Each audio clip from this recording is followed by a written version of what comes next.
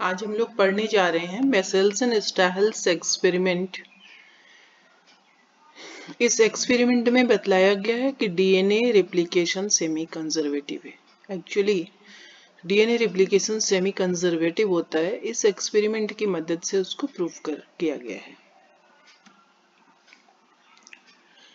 Matthew Meselson and Franklin Stahl performed experiment in 1958। तो 1958 में Matthew Meselson and Franklin Stahl दोनों मिलके एक एक्सपेरिमेंट किए और ये एक्सपेरिमेंट इस्चेरिचिया कोलाई पर था। Escherichia coli was grown on for several generation in N15 containing ammonium. तो ये अमोनियम क्लोराइड मीडियम लिया गया था, containing medium. This chemical was incorporated, चूंकि मीडियम में N15 यानी हैवी नाइट्रोजन वाले अमोनियम क्लोराइड को डाला गया था, इसलिए जो भी बैक्टीरिया नया बना उसमें जितने भी नाइट्रोजन यूज किए गए सभी हैवी वाले थे। And other nitrogen containing molecules, या फिर अदर कोई नाइट्रोजन कंटेनिंग मॉलिक्यूल्स था तो वो भी हैवी नाइट्रोजन वाला लिया गया, क्योंकि मीडियम में सिर्फ हैवी वाले डाले गए थे। It could be separated from normal nitrogen. Normal nitrogen से सेंस हमारा यहाँ N14 नाइट्रोजन से है, bye centrifugation on caesium chloride. ये ध्यान देने की बात है कि जो हैवी नाइट्रोजन है ये हमारा रेडियो एक्टिव नहीं होता, तो इसको सेपरेट करने का नॉर्मल नाइट्रोजन से यानी 14 वाले नाइट्रोजन से एक ही माध्यम हमारे पास है, सेंट्रीफ्यूगेशन। और सेंट्रीफ्यूगेशन किस में करेंगे तो सीजियम क्लोराइड में। तो डेंसिटी ग्रेडियंट जो हैवी नाइट्रोजन होगा उसकी डेंसिटी ज़्यादा है, लाइट वाले की अलग है। तो जब आप सीजियम क्लोराइड मीडियम में सेंट्रीफ्यूगेशन करोगे तो हैवी वाला सबसे पहले सबसे नीचे सेटल हो जाएगा और उसके ऊपर नेक्स्ट यानी लाइट वाला नाइट्रोजन 14 वाला नाइट्रोजन सेटल होगा। तो डेंसिटी ग्रेडियंट के द्वारा, सेंट्रीफ्यूगेशन के द्वारा हमें डेंसिटी ग्रेडियंट मिलेगा और हम दोनों नाइट्रोजन को सेपरेट कर सकते हैं। नाइट्रोजन कंटेनिंग मीडियम है यहाँ। नेक्स्ट पॉइंट है bacteria was transferred in normal nitrogen containing ammonium chloride. तो पहले हमने क्या लिया, अमोनियम क्लोराइड जो पहले लिए थे बैक्टीरिया ग्रो करने के लिए, उस अमोनियम क्लोराइड का जो नाइट्रोजन था वो हैवी वाला था। हैवी वाले में उसको ग्रो करवा चुके बैक्टीरिया को, और फिर उसी बैक्टीरिया को अब ट्रांसफर करेंगे दूसरे अमोनियम क्लोराइड वाले मीडियम में ग्रो करने के लिए। और ये जो अमोनियम क्लोराइड वाला मीडियम है इसमें N14 वाला नाइट्रोजन यूज हुआ है। And grown there for several generation. तो इस लाइट वाले अमोनियम क्लोराइड में कई जनरेशन तक के लिए बैक्टीरिया यानी एस्चेरिचिया कोलाई को ग्रो किया गया।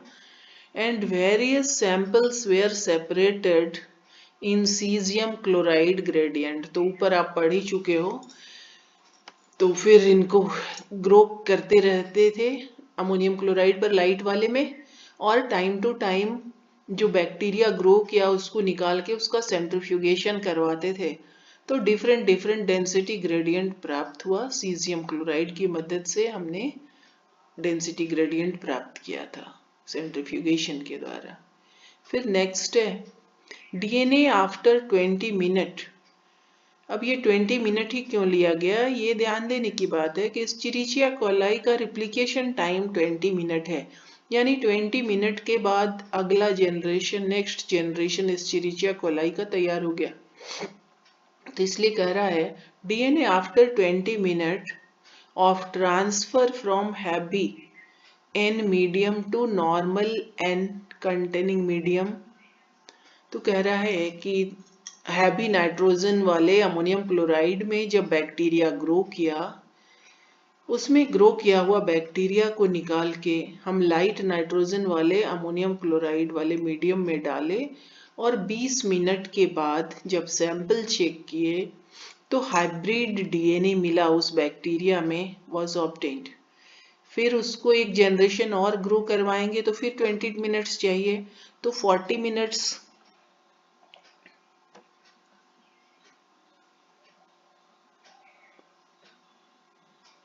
तो 40 मिनट्स के बाद हमें दूसरा जनरेशन मिलेगा। इस जनरेशन में हमें क्या मिला, फिर से हमने सैंपल ड्रॉ किया और सेंट्रीफ्यूगेशन करवाए, सीजियम क्लोराइड से डेंसिटी ग्रेडियंट प्राप्त किया। तो 40 मिनट्स के बाद क्या देखा, 20 मिनट्स के बाद आपने देखा कि जो डीएनए था बैक्टीरिया के अंदर वो हाइब्रिड था। हाइब्रिड से सेंस एक लाइट वेट वाला और एक हैवी वेट वाला नाइट्रोजन कंटेनिंग स्ट्रैंड था। फिर 40 मिनट्स के बाद जब देख रहे हैं तो क्या देख रहे हैं, equal heavy and normal DNA was obtained. तो 40 मिनट्स के बाद यानी अगले जनरेशन में देख रहे हैं कि इक्वल अमाउंट में हैवी नाइट्रोजन मिला और लाइट नाइट्रोजन मिला, नाइट्रोजन कंटेनिंग डीएनए मिला, सॉरी। तो radio active thymidine was taken. अभी हम आपको बतला चुके कि ये हैवी नाइट्रोजन जो है ये रेडियो एक्टिव नहीं था। तो इसी एक्सपेरिमेंट को रिपीट करने के लिए रेडियो एक्टिव सब्सटेंस लिया गया दूसरे एक्सपेरिमेंट में। तो radio active thymidine was taken to work on Vicia faba. तो विसिया फावा एक प्लांट है, बीन प्लांट है, और इस पर एक्सपेरिमेंट किया गया using radio active thymidine. Experiment किसने किया, टेलर एंड उनके कलीग्स ने, to detect distribution of newly synthesised DNA. तो न्यूली सिंथेसाइज्ड डीएनए में कहाँ कहाँ थायमिडीन है, चूंकि ये रेडियो एक्टिव है इजीली पता चल जाएगा। कह रहा है detect distribution of newly synthesised DNA in chromosome. तो न्यूली सिंथेसाइज्ड क्रोमोसोम जो भी है, डीएनए जो भी है उसमें थायमिडीन है, तो इजीली पता चल सकता है कि ये डीएनए किधर किधर गया, कहाँ कहाँ गया, किस क्रोमोसोम में गया। तो इसको डिटेक्ट करने के लिए इन्होंने विसिया फावा पर एक्सपेरिमेंट किया यूजिंग रेडियो एक्टिव थायमिडीन। कब किया था, तो 1958 में ये एक्सपेरिमेंट टेलर एंड उनके कलीग्स ने विसिया फावा पर किया था। They were able to prove that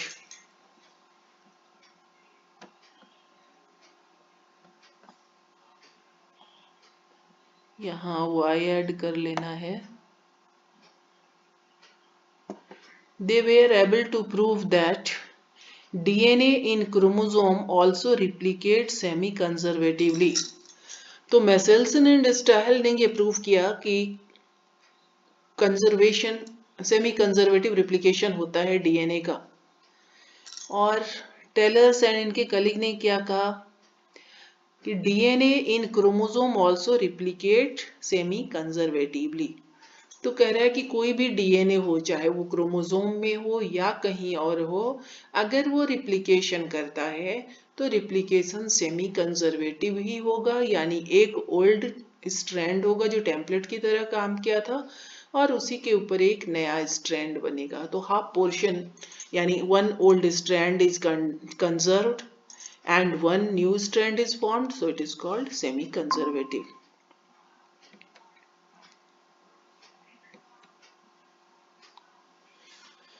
तो उसी एक्सपेरिमेंट को यहाँ डायग्राम के द्वारा दिखाया गया है। ये हैवी अमोनियम क्लोराइड में जो ग्रो किया एस्चेरिचिया कोलाई उसका डीएनए है, और अमोनियम क्लोराइड जो लिया गया था उसमें चूंकि हैवी नाइट्रोजन था, तो यहाँ डीएनए में जो भी नाइट्रोजनस बेसेस होंगे वो हैवी वाले नाइट्रोजन होंगे उसमें। फिर क्या किया था, हैवी नाइट्रोजन वाले अमोनियम क्लोराइड में ग्रो करने के बाद हमने नॉर्मल नाइट्रोजन वाले अमोनियम क्लोराइड में ग्रो किया था, बैक्टीरिया को ट्रांसफर किया था हैवी वाले मीडियम से लाइट वाले मीडियम में, और 20 मिनट के बाद ऑब्जर्व किए थे 20 मिनट्स के बाद कि उसके डीएनए की क्या स्थिति है। तो आप देख रहे हो दो डिफरेंट कलर यूज किया गया है। तो ब्लैक कलर यहाँ हमने हैवी नाइट्रोजन को दिखाने के लिए किया है और रेड कलर लाइट वाले नाइट्रोजन को दिखाने के लिए किया है। तो यहाँ जो डीएनए बन रहा देख रहे हैं, दो स्ट्रैंड है, one is having heavy nitrogen black in colour and another strand of DNA is having light nitrogen, it is red in color here। So there are two DNA having two different types of strand. Then again after 20 minutes, yani after 40 minutes, there are two light DNA. This is one and this is another, and in equal amount this hybrid DNA is found. So it is also two. So two light weighted and two hybrid DNA was observed. So it was found out with the help of centrifugation. So suppose if it is centrifugation tube, this is showing density of happy nitrogen containing DNA. This is showing density of a hybrid DNA containing one happy nitrogen and one light nitrogen. Two types of nitrogens are present in this hybrid DNA, and this is showing light nitrogen by red color, and this hybrid nitrogen containing DNA, this was light nitrogen containing DNA, and this was hybrid nitrogen containing DNA. It means it is having both happy and light nitrogen. So his experiment of Michelson and Stahl proved that replication is semi-conservative. So this intermediate density is obtained. This is density for happy, this is density for light, and this density was found in between happy and light. So it was telling that its one strand is made up of happy nitrogen and another strand is made up of light nitrogen.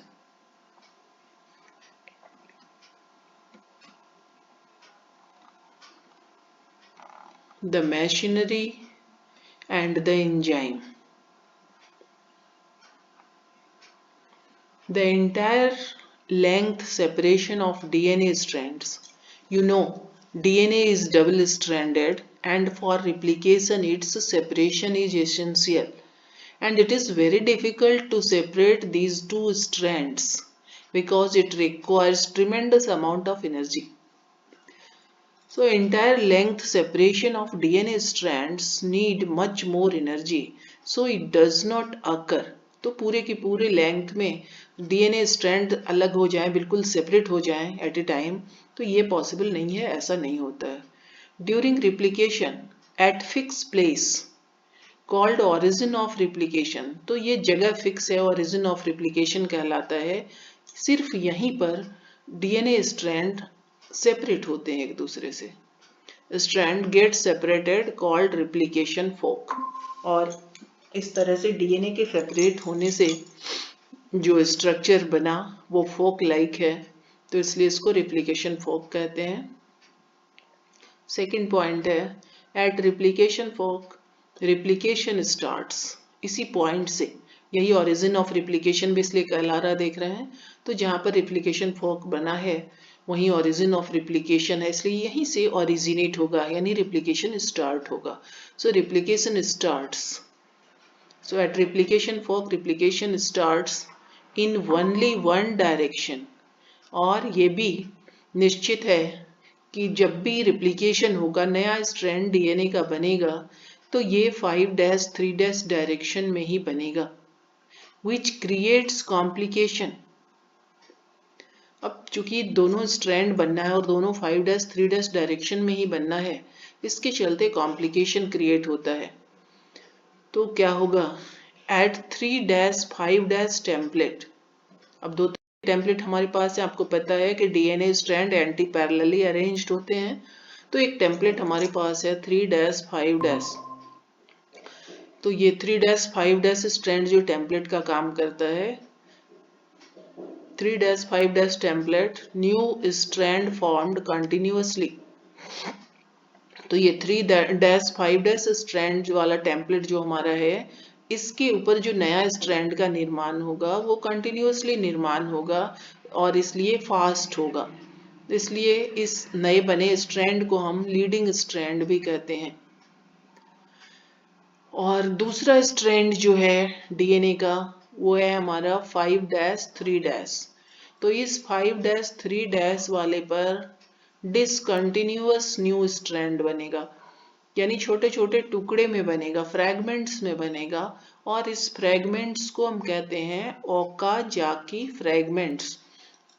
तो 5-3' वाले old strand यानी जिसको template आप कह रहे हो, उस पर नए स्ट्रैंड ओकाजाकी फ्रैगमेंट्स के रूप में बनते हैं, और बाद में फिर लिगेज एंजाइम की मदद से इसको आपस में अटैच करवा दिया जाता है, तो DNA strand, new DNA strand हमें मिलता है। तो इसमें कंटिन्यूअस वाले की तुलना में टाइम लगेगा, टुकड़े टुकड़े में है, इसको जोड़ना है, तो ये थोड़ा बाद में बनता है कंटिन्यूअस वाले की तुलना में। तो उसको लीडिंग स्ट्रैंड कह रहे थे, पहले बन रहा था, आगे आगे बन रहा था, और लैग का मतलब होता है पीछे छूट जाना, तो उसकी तुलना में ये ओकाजाकी फ्रेगमेंट से बना हुआ स्ट्रैंड थोड़ा थोड़ी देर में बनता है, इसलिए इसको लैगिंग स्ट्रैंड कहते हैं। And later these fragments are ligated, बतला ही चुके हैं, with ligase enzyme. Continuous strand is called leading strand, and discontinuous जो कि ओकाजाकी से बना था strand is called lagging strand. तो लैगिंग मीन्स पीछे रह जाना, स्लो रहना। डीएनए डिपेंडेंट डीएनए पॉलीमरेज, इसकी बहुत ही आवश्यकता है, इसके बिना तो रिप्लिकेशन हो ही नहीं सकता। और चूंकि स्ट्रैंड जो है वो डीएनए है, डीएनए टेम्पलेट की तरह काम कर रहा है, तो इसलिए इसको डीएनए डिपेंडेंट डीएनए पॉलीमरेज कहा जा रहा है। Is required to polymerise deoxyribonucleotide. तो डीऑक्सीराइबोन्यूक्लियोटाइड क्या होता है, लास्ट डे हम लोगों ने डिटेल में पढ़ा। तो बहुत सारे डीऑक्सीराइबोन्यूक्लियोटाइड को आपस में यूनाइट करवाता है ये DNA polymerase on DNA template. तो देख रहे हैं कि डीएनए टेम्पलेट का काम कर रहा है और उसके ऊपर पॉलीमराइजेशन का काम चल रहा है डीऑक्सीराइबोन्यूक्लियोटाइड का, और इसको करवाने वाले एंजाइम है डीएनए डिपेंडेंट डीएनए पॉलीमरेज।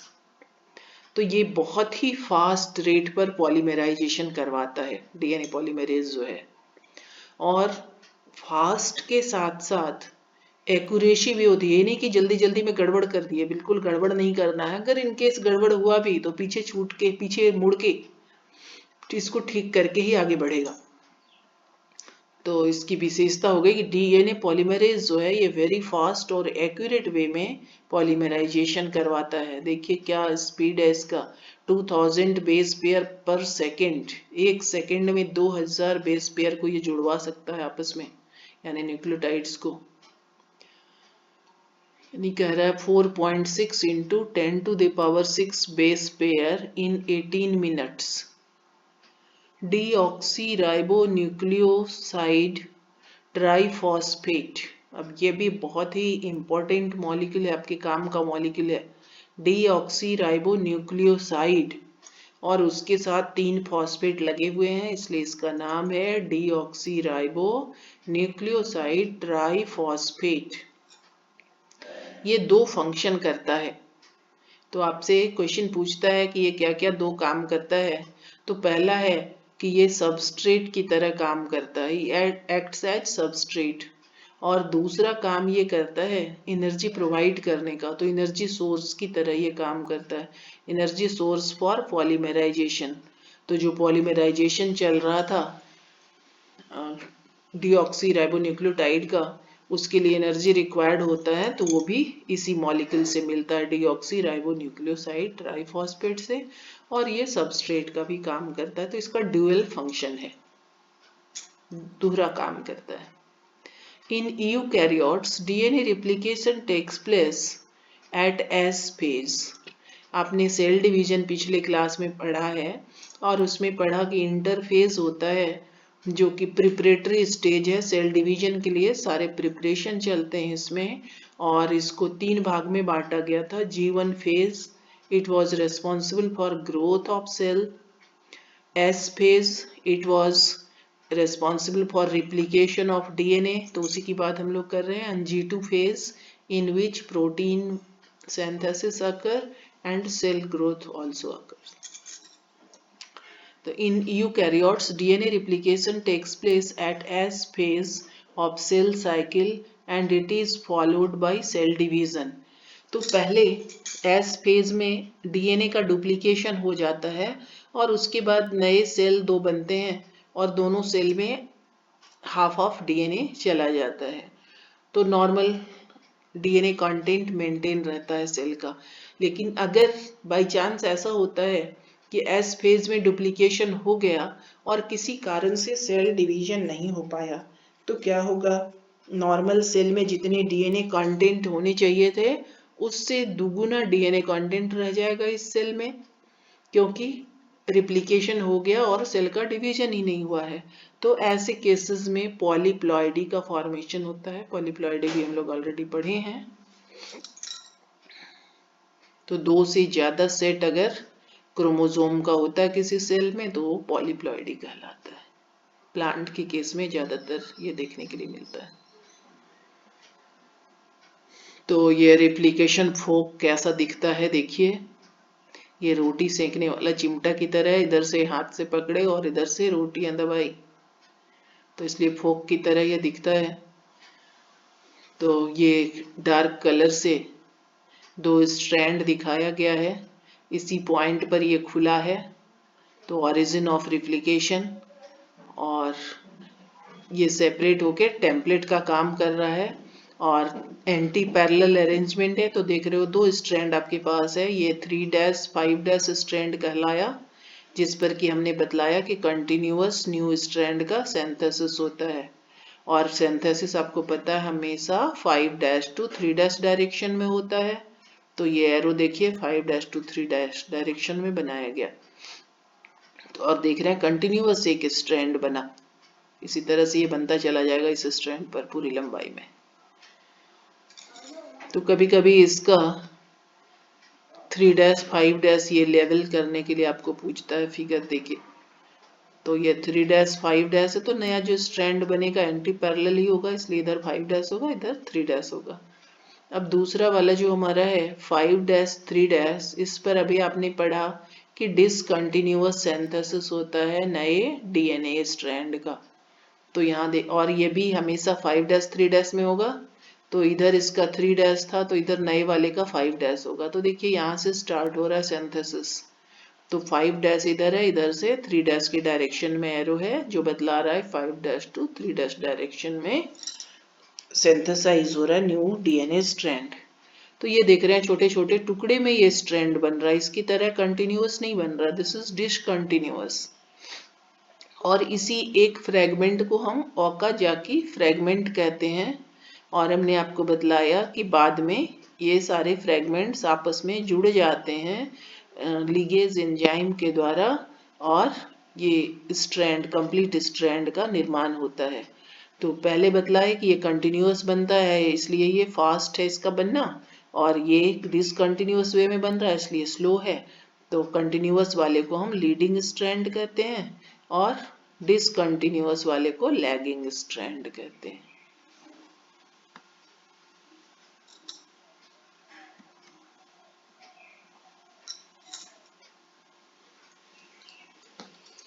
इसके बाद हम लोग पढ़ेंगे ट्रांसक्रिप्शन। सेंट्रल डॉग्मा आपने पढ़ा है और उसमें पढ़ा कि डीएनए से आरएनए का बनना ट्रांसक्रिप्शन कहलाता है। तो यहाँ लिखा हुआ है देख रहे हैं, transcription कॉपिंग of genetic information from DNA segment into RNA. DNA segment में कोई इंफॉर्मेशन है, जेनेटिक इंफॉर्मेशन है, उस इंफॉर्मेशन की कॉपी की जाएगी आरएनए के फॉर्म में और उसी को ट्रांसक्रिप्शन कह रहे हैं।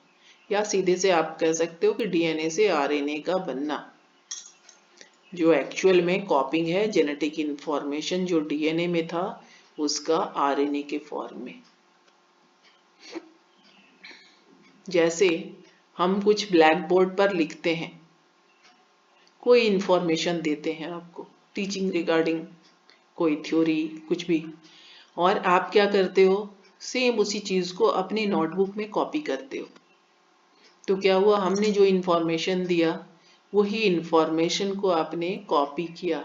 ठीक उसी तरह से डीएनए के पास जो इंफॉर्मेशन है उसकी कॉपी आरएनए कर रहा है। तो यहाँ 2 लाइन से हमने दिखाया है।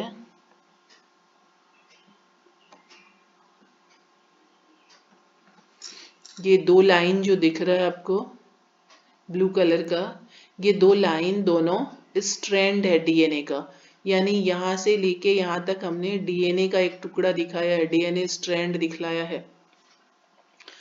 और ये डीएनए का टुकड़ा ट्रांसक्रिप्शन यूनिट का काम करता है। अब ट्रांसक्रिप्शन यूनिट में क्या क्या पाया जाएगा? तो सबसे पहले तो आप देख रहे हो कि 2 स्ट्रैंड पाया जा रहा है, ठीक है। और इस 2 स्ट्रैंड में से एक को हम टेम्पलेट स्ट्रैंड कहते हैं और दूसरे को कोडिंग स्ट्रैंड कहते हैं।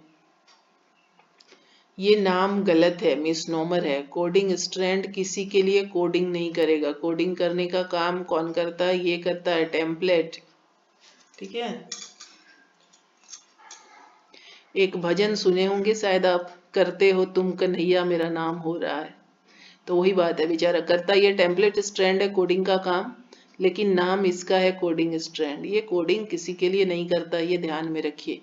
लेकिन रेफरेंस पॉइंट के लिए ये इंपॉर्टेंट है कोडिंग स्ट्रैंड। जो भी चर्चा करेंगे इसी के पॉइंट को रेफरेंस में रखते हुए, अगर हम कहेंगे कि 5 डैश, तो हम इसका मतलब है हम कोडिंग स्ट्रैंड के 5 डैश की बात कर रहे हैं। अगर हम कहेंगे 3 डैश, तो इसका मतलब हम कोडिंग स्ट्रैंड के 3 डैश की बात कर रहे हैं। तो हम कहने जा रहे हैं कि प्रमोटर पाया जाता है 5 डैश एंड की तरफ। स्ट्रक्चरल यूनिट ये पूरा, सॉरी ट्रांसक्रिप्शनल यूनिट हो गया ये पूरा। तो हम कहेंगे कि ट्रांसक्रिप्शन यूनिट के 5 डैश की तरफ प्रमोटर पाया जाता है। तो आप समझ गए कि रेफरेंस पॉइंट आपका कोडिंग स्ट्रैंड है, मींस कोडिंग स्ट्रैंड का जिधर 5 डैश होगा उधर ही प्रमोटर पाया जाएगा। फिर हम कह रहे हैं कि 3 डैश की तरफ टर्मिनेटर पाया जा रहा है। तो अगेन क्या है, कोडिंग स्ट्रैंड का जिधर 3 डैश है उधर टर्मिनेटर पाया जा रहा है। हमें टेम्पलेट के 3 डैश 5 डैश से यहाँ कोई विशेष लेना देना है नहीं, ठीक है। रेफरेंस पॉइंट हमारा कोडिंग स्ट्रैंड है, तो इसका 5 डैश जिधर होगा उधर प्रमोटर है, इसका 3 डैश जिधर होगा उधर टर्मिनेटर है। ट्रांसक्रिप्शन यूनिट समझ में आया? ट्रांसक्रिप्शन यूनिट में 2 स्ट्रैंड हो गए। One strand is template strand, another strand is coding strand. Coding strand हमारा रेफरेंस पॉइंट है, कोडिंग स्ट्रैंड के 5 डैश की तरफ प्रमोटर है, कोडिंग स्ट्रैंड के 3 डैश की तरफ टर्मिनेटर है। और प्रमोटर और टर्मिनेटर के बीच जो डीएनए का पोर्शन है वो एक जीन कहलाएगा और स्ट्रक्चरल जीन कहलाएगा। तो एग्जाम में इसका फिगर या तो ड्रॉ करके या प्रिंट करके आता है आपको, और आपको लेवल करने के लिए कहता है।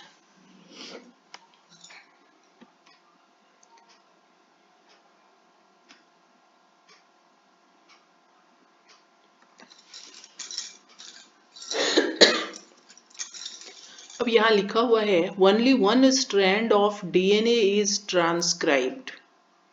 ट्रांसक्राइब्ड का मतलब हम समझ रहे हैं डीएनए से आरएनए का बनना। तो स्ट्रैंड तो डीएनए के पास 2 है, लेकिन दोनों स्ट्रैंड से आरएनए नहीं बनेगा। 2 में से एक ही स्ट्रैंड आरएनए बनाने में पार्टिसिपेट करेगा। तो यही लिखा हुआ है कि only 1 strand of DNA is transcribed, यानी डीएनए का एक ही स्ट्रैंड टेम्पलेट की तरह काम करेगा और उस पर नया एक आरएनए स्ट्रैंड बनेगा। तो ऐसा क्यों होता है, एक ही स्ट्रैंड क्यों टेम्पलेट की तरह काम करता है, ये क्वेश्चन आपसे पूछा जा सकता है। इसका आंसर यहाँ अवेलेबल है, देखिए। If both strand would B transcribed, अगर दोनों स्ट्रैंड टेम्पलेट का काम करेगा तो क्या होता? There would be 2 different RNAs with 2 different coding sequence leads to formation of 2 different protein क्या कह रहा है कि 2 टेम्पलेट अगर हो जाता और दोनों पर एक एक आरएनए बनता तो दोनों में कोडिंग सीक्वेंस अलग अलग होते, और कोडिंग सीक्वेंस अलग अलग होंगे मीन्स अलग तरह के प्रोटीन बनेंगे। तो कॉम्प्लिकेशन हो जाएगा। मैसेज ट्रांसफर करने के लिए आरएनए बन रहा है और मैसेज ही भेग है, क्लियर नहीं है, तो कॉम्प्लिकेशन क्रिएट हो जाएगा। किसमें? Complicating genetic information transfer machinery. तो जेनेटिक इंफॉर्मेशन को ट्रांसफर करने के लिए जो मशीनरी है उसमें कॉम्प्लिकेशन पैदा हो जाएगा। क्लियर कट मैसेज पास नहीं हो पाएगा अगर दोनों स्ट्रैंड डीएनए का टेम्पलेट की तरह काम करे और दोनों ट्रांसक्राइब हो, यानी दोनों के द्वारा आरएनए बने। तो एक कारण ये हो गया। कैसे होता है अभी हम वो भी बतलाते हैं। आपको फिगर बतला के पहले बतला ही दे।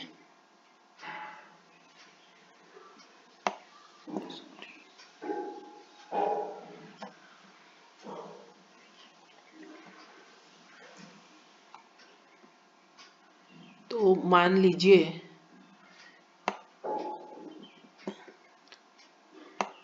ये एक डीएनए है और इस पर कोडोन क्या है? ए टी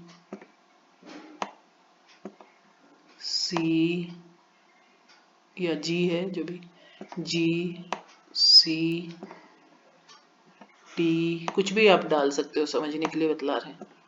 टी सी ए, ठीक है। तो दूसरे स्ट्रैंड पर क्या होगा? इसका कॉम्प्लीमेंट्री होगा आपका, तो यहाँ टी हो गया, टी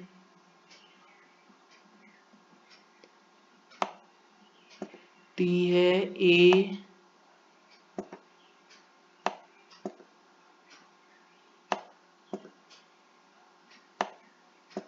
सी जी ए जी और टी, ठीक है। मान लीजिए हमारे पास ये डीएनए स्ट्रैंड है जिसका कि ट्रांसक्रिप्शन होना है। तो ट्रांसक्रिप्शन होगा तो ये दोनों स्ट्रैंड अलग अलग हो जाएगा और दोनों पर एक एक नया आरएनए बनेगा।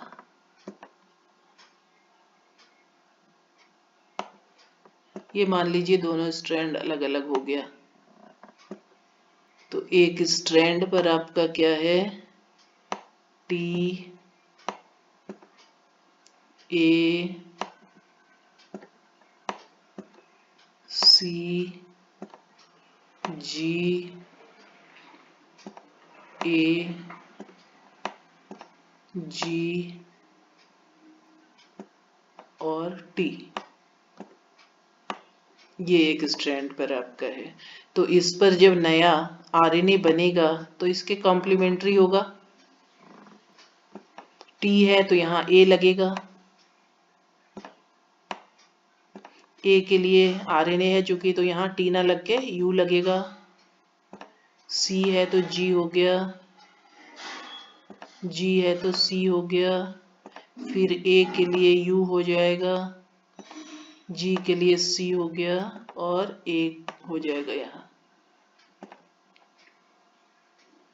इस तरह से हो गया। अब दूसरे वाले स्ट्रैंड को देखें। इस पर हमारा ए था, टी है,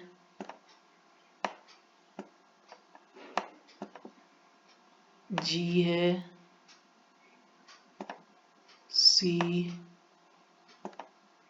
टी सी और ए,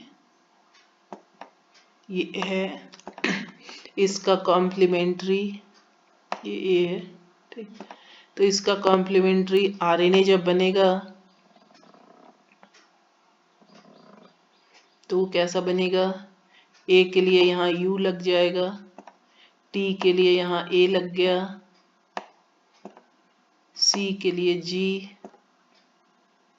और यहाँ सी है तो यहाँ जी हो जाएगा, ए हो गया, सी का हो गया जी और ए का हो गया यू। तो अब आप क्लियरली देख पा रहे हो, हम लिख भी लें याद रखने के लिए।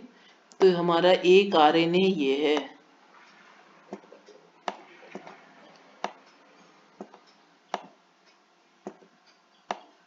और दूसरा आरएनए ये है, 2 आरएनए हमें मिला है। तो अब आप देख पा रहे हो कि दोनों आरएनए एक जैसा नहीं है। इसका फर्स्ट कोडोन देखिए क्या है, AUG, इनिशिएशन कोडोन जिसको कहते हो, और इसका पहला कोडोन क्या हो गया, UAC, ये अलग हो गया। उसके बाद दूसरा देखिए CUC इस पर है, तो इस पर GAG है, ठीक है। तो क्या देखेंगे, AUG के लिए एक एमिनो एसिड कोई आएगा, इसके लिए अगर A1 आया एमिनो एसिड, तो निश्चित रूप से UAC के लिए कोई और आएगा, B1 आ गया मान लीजिए। फिर इसका CUC है, इसके लिए कोई A2 आएगा, तो इस यहाँ 3 जो बाकी हैं, GAG है, इसके लिए कोई और एमिनो एसिड आएगा, सेम तो आएगा नहीं CUC जैसा, तो यहाँ B1 था तो दूसरा इसका B2 आ जाएगा, कोई अदर कहने का मतलब है। तो क्या देखोगे कि ये एमिनो एसिड का सीक्वेंस बिल्कुल डिफरेंट होगा। एक आरएनए के द्वारा जो बना उससे जो ट्रांसलेशन होगा तो बिल्कुल डिफरेंट सीक्वेंस होगा, मीन्स डिफरेंट प्रोटीन बनेगा। दूसरे वाले के द्वारा डिफरेंट प्रोटीन बनेगा, और डिफरेंट प्रोटीन बनना मतलब डिफरेंट मैसेज कैरी करेगा, ये डिफरेंट फंक्शन करेगा, तो कॉम्प्लिकेशन हो जाएगा जेनेटिक इंफॉर्मेशन ट्रांसफर मशीनरी में। तो इस फिगर से अब आपको ये क्लियर हो गया होगा। इसलिए कभी भी दोनों स्ट्रैंड का ट्रांसक्रिप्शन नहीं होता है डीएनए का, हमेशा एक स्ट्रैंड का होता है। दूसरा पॉइंट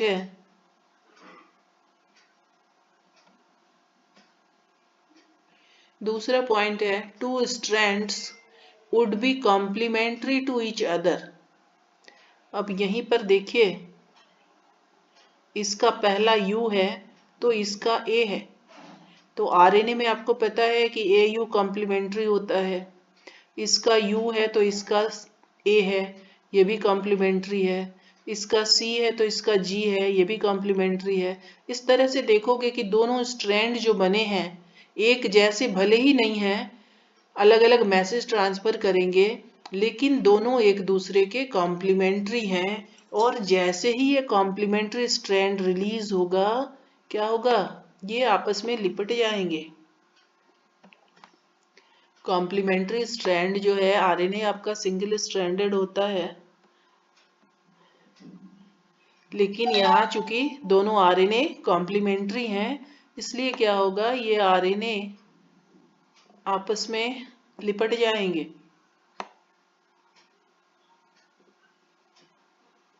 और ये क्या बन जाएगा, DS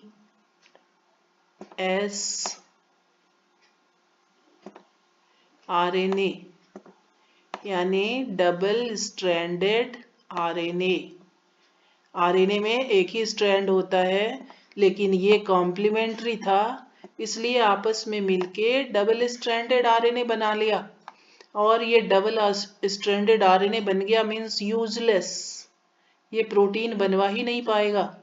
इसी के लिए आपके टेक्स्ट बुक में टर्म यूज किया है फ्यूटाइल, मतलब यूजलेस, FUTILE।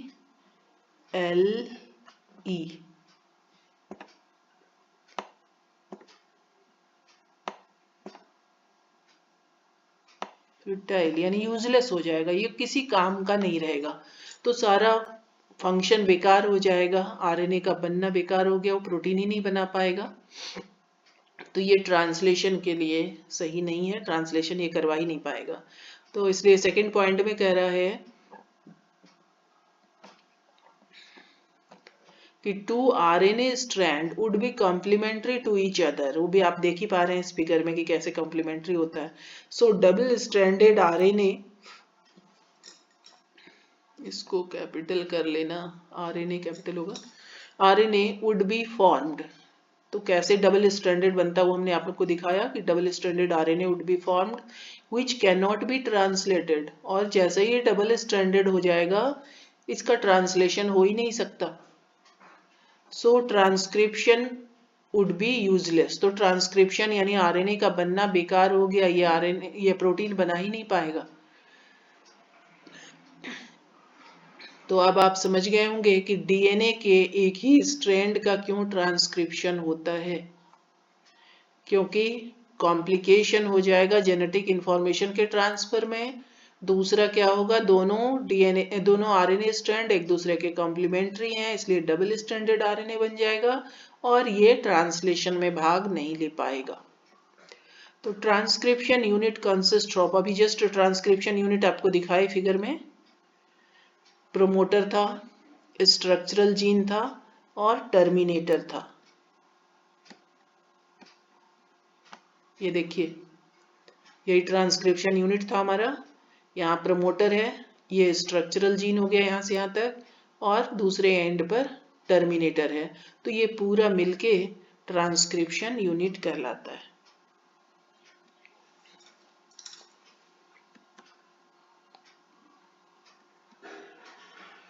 तो बस आज इतना ही। Thank you.